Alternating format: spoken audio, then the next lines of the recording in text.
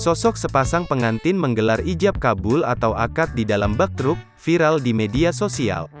Mereka yakni Gunawan Aji Prasetyo, 30, dan Ria Septiani, 26, asal Kabupaten Magelang, Jawa Tengah.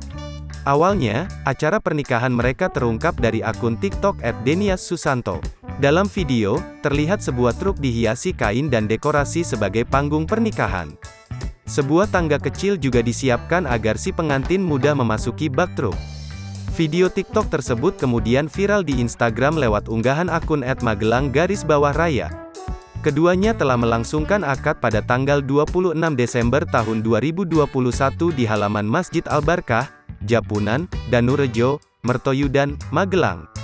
Ide gelar akad di dalam bak truk ini ternyata bukan dari kedua mempelai sendiri, melainkan dari panitia acara pernikahan yang sekaligus juga tetangga mereka. Ketua panitia acara, Inin Mustafa, 37, mengatakan ide memakai truk sebagai tempat akad ini merupakan sebuah kejutan.